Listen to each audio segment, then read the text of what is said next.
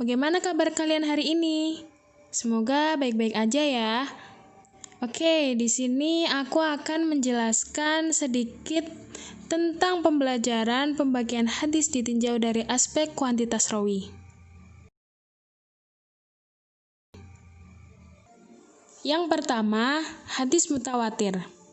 Hadis mutawatir menurut bahasa yaitu tawataro, yang berarti berturut-turut.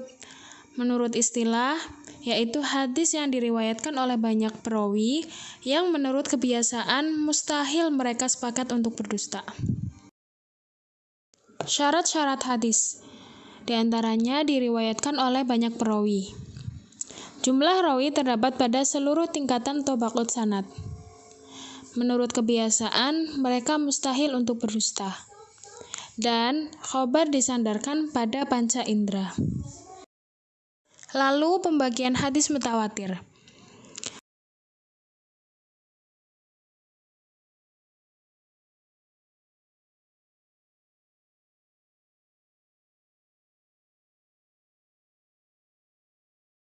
Mutawatir dibagi menjadi dua, yaitu mutawatir lafzi dan mutawatir maknawi.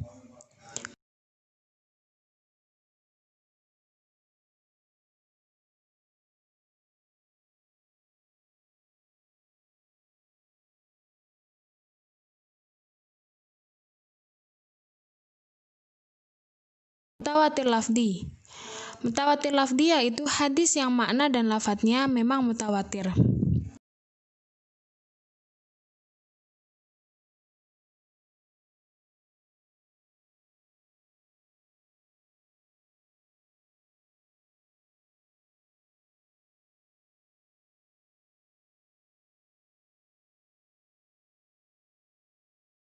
Di sini sudah ada contoh mutawatir lafzi, dan hadis mutawatir lafzi ini diriwayatkan oleh 70 sahabat.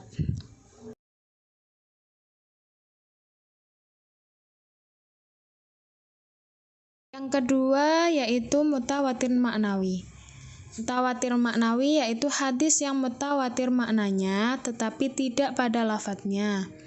Contoh mutawatir maknawi yaitu hadis tentang mengangkat kedua tangan ketika berdoa.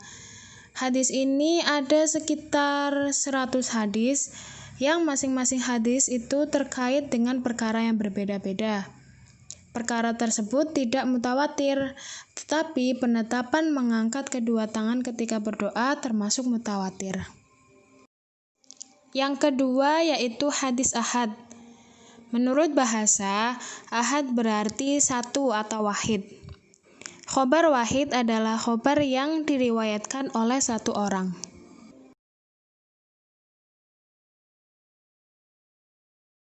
Menurut istilah, hadis ahad adalah hadis yang tidak memenuhi syarat mutawatir.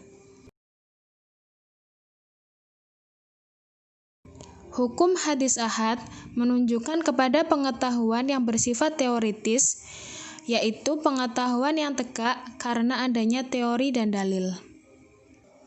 Macam-macam hadis ahad.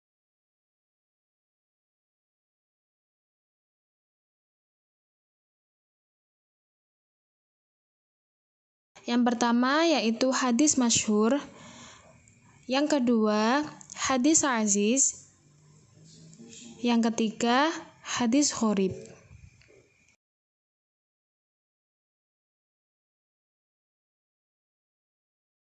A. Hadis masyhur. Menurut bahasa, merupakan isim maf'ul dari syahartu al-amro yang berarti saya mengumumkan atau menampakkan suatu perkara. Dalam kata lain, nyata. Menurut istilah, yaitu hadis yang diriwayatkan oleh 3 orang perawi atau lebih pada setiap tingkatan sanad selama tidak sampai kepada tingkat mutawatir. Jadi hadis masyhur memiliki 3 perawi atau lebih. Status dan hukum hadis masyhur. Di kalangan ulama Hanafiyah, hadis masyhur hukumnya adalah dzon, yaitu mendekati yakin sehingga wajib beramal dengannya. Hadis masyhur dapat dibedakan menjadi 6, Yang pertama, hadis masyhur di kalangan ahli hadis. Yang kedua, hadis masyhur di kalangan fuqaha.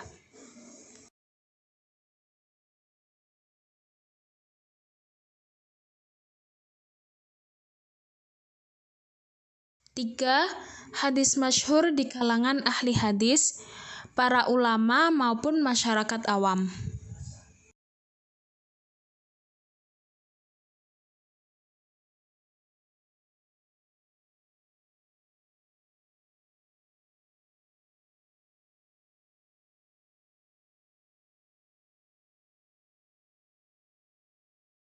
Empat, hadis masyhur di kalangan ahli usul.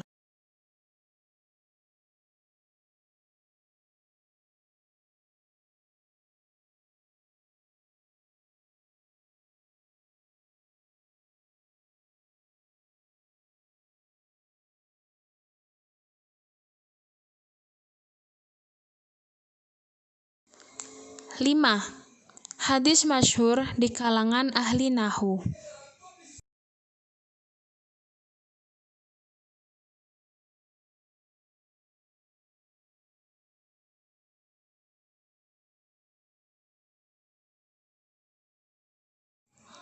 Enam, hadis masyhur di kalangan masyarakat awam.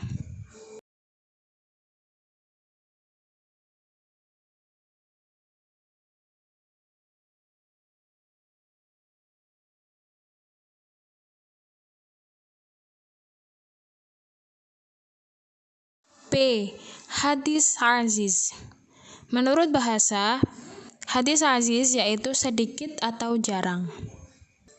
Sedangkan menurut istilah, yaitu hadis yang perawinya berjumlah tidak kurang dari 2 orang di seluruh tingkatan tabaqat sanad. Jadi, hadis aziz di bawah hadis masyhur. C. Hadis gharib. Menurut bahasa, hadis gharib berarti sendiri atau jauh dari karib kerabat. Menurut istilah, hadis gharib yaitu hadis yang diriwayatkan oleh seorang perawi atau sendirian. Jenis-jenis hadis gharib. 1. Hadis gharib mutlak, yaitu hadis yang diriwayatkan oleh rawi secara sendirian pada asal sanadnya. Seperti contoh, hadis yang diriwayatkan oleh Umar bin Khattab.